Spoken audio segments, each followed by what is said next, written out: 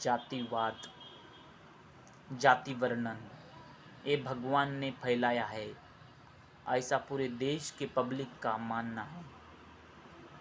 क्योंकि उन्होंने असली वेद पढ़े नहीं हैं, यथार्थ गीता नहीं पढ़ी है। उन्होंने पढ़ा है मनुस्मृति, शिव पुराण, गरुड़ पुराण। ये कौन लिखे हैं? ये साधारण पुरुषों ने लिखा है, उच्चतम बुद्धि वाले लोगों ने नहीं लिखा है। और ऋषि इसके खिलाफ थे, उनको ऋषि बोलते हैं। वो जंगल में गए, गौतम बुद्ध की तरह साधना किए, उनको जो ज्ञान प्राप्त हुआ वो वेदों में लिखा है। और वही वेदों का मतलब वो ऋषि महर्षियों का ज्ञान कृष्ण भगवान ने लिया है और वो अर्जुन को बताया है। उसको बोलते हैं गीता का उपनिषद। उपनिषद वेदों का उपनिषद मतलब यथार्थ गीता। और उसमें जाति वर्णन अलग प्रकार से किया है। जैसे कि अर्जुन को कृष्ण कहते हैं जो योगी मतलब जैसे गौतम बुद्ध की तरह साधना किया है और सब ज्ञान प्राप्त किया है, उसको बोलते हैं ब्राह्मण। मतलब वो एक पद है, कर्म के अनुसार नहीं, अब जन्म के अनुसार नहीं, कर्म के अनुसार जाति भेद किया है भगवान ने। जन्म के अनुसार नहीं, जन्म तो सब एक ही आदमी है और एक ही भगवान है, समझे? तो मनुस्मृति, गरुड़ पुराण ये ब्राह्मणों ने लिखी है। ये आजकल के ब्राह्मण मतलब बिना बुद्धि वाले, तो उनको अपना वर्चस्व जमाने के लिए ब्राह्मणों ने ये किताबें रखी है और इसके अनुसार ही दुनिया चल रही है और सब धर्म अलग अलग बटे हैं।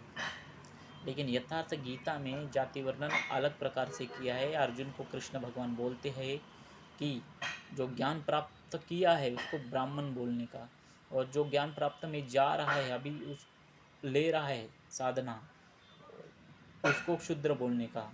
और जो ज्ञान प्राप्त लेते समय मोह अहंकार जो बीच में आता है उसको काट दो, उसको बोलते हैं क्षत्रिय। मतलब एक वर्णन है, अलग प्रकार से वर्णन है। लोगों ने इसको अलग फैलाया है, जातिवाद बनाया है, मनुस्मृति पूरे देश का सत्यानाश की है।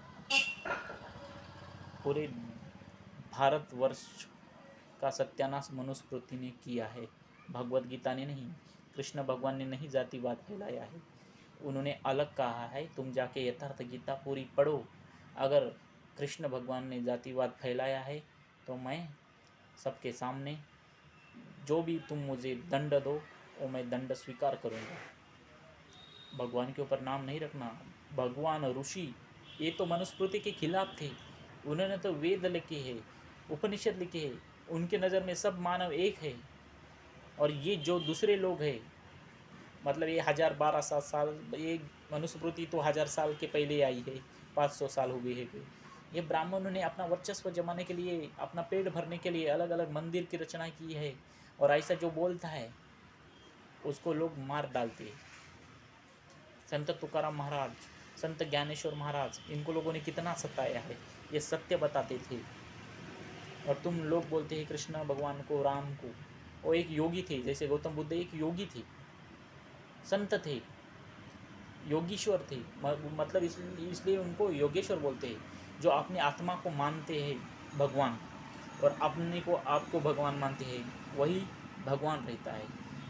पत्थरों की पूजा करने से, इधर उधर भागने से, बिना काम कर्म कांड करने से भगवान की प्राप्ति नहीं होती है। भगवान की प्राप्ति साधना से होती है, जो जिससे गौतम बुद्ध जैसे साधना करते हैं, श्वास प्रश्वास के ऊपर नियंत्रण, उसको देखना, अपने आप को भगवान जानना, अपने अंदर भगवान बैठा है उसको जानो, उसको बोलते हैं भगवान की प्राप्ति। ऐसा नहीं कि भगवान की प्राप्ति कर्मकांडों से मिलती है, नहीं, साधना से मिलती है। और साधना गौतम बुद्ध की साधना, कृष्ण भगवान की साधना, कृष्ण भगवान ने अलग कहा है। उनका एक कहने की बात अलग है, वो तुमको स्पष्ट कहीं सुनना है, जानना है तो यथार्थ गीता पढ़िए। तुम मत मानो कृष्ण भगवान को, न तुम हिंदू धर्म को मानो, सिर्फ तुम पढ़ो, बिना पढ़े तुम मत बोलो।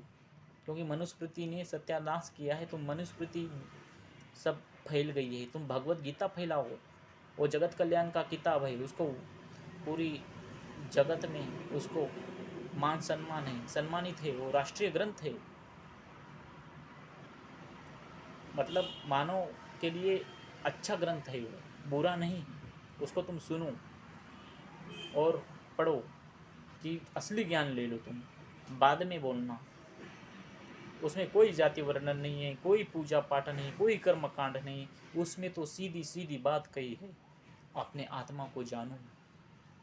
तुम गौतम बुद्ध हो जाओगे अगर भगवत गीता पढ़ोगे तो। और बुद्ध ही एक सत्य है, कृष्ण एक सत्य है, बाकी सब मनुस्मृति, गरुड़ पुराण, शिव पुराण व्यर्थ है।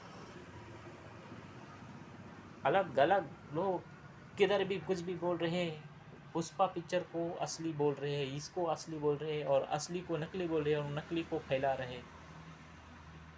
पढ़ो भाई पढ़ो।